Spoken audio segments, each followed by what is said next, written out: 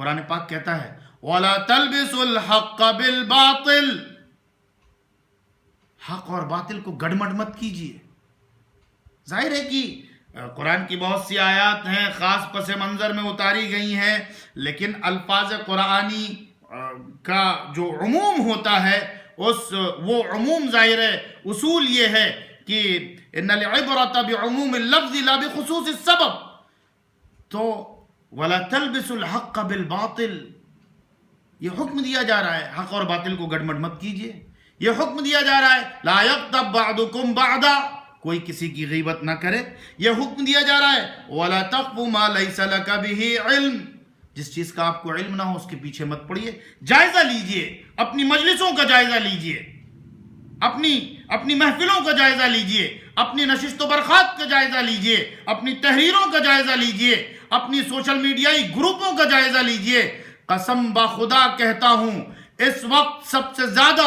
اگر غیبتوں میں، اگر حق و باطل کو گڑمٹ کرنے میں، اگر اتنی سی اچھی بات میں اتنی سی بری باتیں ملانے میں، اگر اتنی سی صحیح بات میں، یا یوں کہیے کہ رائی کو پہاڑ بنانے میں اگر کوئی سب سے آگے ہے تو ہم ہیں، آپ ہیں، ہماری اور آپ کی برادری کے لوگ ہیں۔ ہمارے جو سوشل میڈیائی گروپ ہیں، چہ جائے کہ وہ میکرون کا مقابلہ کرنے کے لیے ہوتے، چہ جائے کہ وہ جزیرۃ العرب کو کفر و شرک سے پاک کرنے کے لیے مہم چلاتے، چہ جائے کہ وہ جزیرۃ العرب پر بت پرستی کو واپس لانے والوں سے پاک کرنے کے لیے مہم چلاتے، چہ جائے کہ وہ اسلام کی نصرت کے لیے استعمال ہوتے، چہ جائے کہ وہ عزروہ کا کام کرتے، وہ نصروہ کا کام کرتے۔ یہ سب کچھ نہیں ہوتا ہے۔ ہمارے سوشل میڈیائی گروپ غیبتوں کے اڈے ہیں، غیبتوں کی مجلسیں ہیں، غیبتوں کی نشستیں ہیں۔ وہاں حق و باطل کو گڑمٹ کیا جاتا ہے، وہاں رائی کو پہاڑ بنایا جاتا ہے،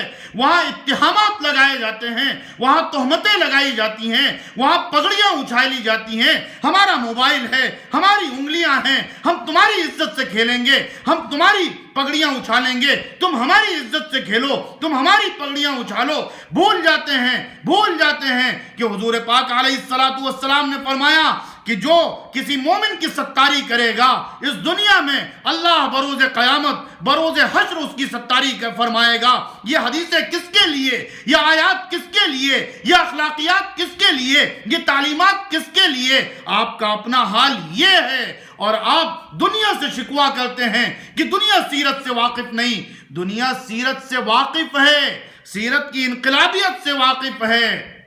دنیا قرآن کے انقلابی پیغام سے واقف ہے، اس لیے دنیا آپ کے در پہ آزار ہے۔ افسوس تو یہ ہے کہ آپ خود اپنے آپ سے واقف نہیں، آپ خود اپنے قرآن سے واقف نہیں، آپ خود اپنے نبی کی سیرت سے واقف نہیں، آپ کے اندر، ہمارے اندر خود نبی کی تعلیمات کا پرتو نہیں۔ یہی وجہ ہے کہ ہم اپنے کردار سے جو اسلام پیش کرتے ہیں وہ اسلام کچھ اور ہے، اور جس اسلام نے اس دنیا میں تاریخی انقلاب پیدا کیا تھا وہ اسلام وہ ہے جو نبی پاک علیہ السلام کی سیرت میں موجود ہے، اور جس کو لے کر کے نبی کے صحابہ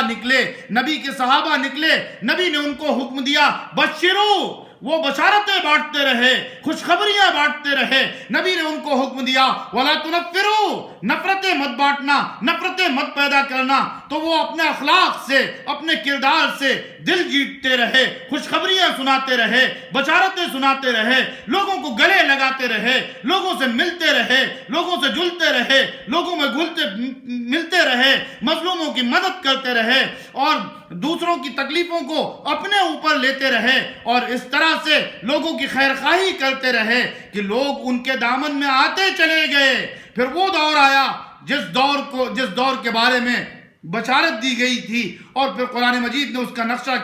کھینچا، اذا جاء نصر اللہ، اذا جاء نصر اللہ، اذا جاء نصر اللہ۔ یہ دور آیا، قرآن نے یہ نقشہ کھینچا، لوگ جوق در جوق اسلام میں داخل ہوتے چلے گئے۔ حضور نے اپنے صحابہ کو حکم دیا تھا یسروا ولا تعسروا، آسانیاں پیدا کرنا، مصیبتیں مت پیدا کرنا۔ آپ لوگوں کے درمیان جائیے، قرآن مجید کو اسی قوت کے ساتھ پیش کیجیے، اسی یقین کے ساتھ پیش کیجئے، اسی اطمینان کے ساتھ پیش کیجئے، سیرت کی روشنی اسی اعتماد کے ساتھ پھیلائیے، اس اعتماد کے ساتھ پھیلائیے کہ سیرت سب کے لیے ہے، نبی سب کے تھے۔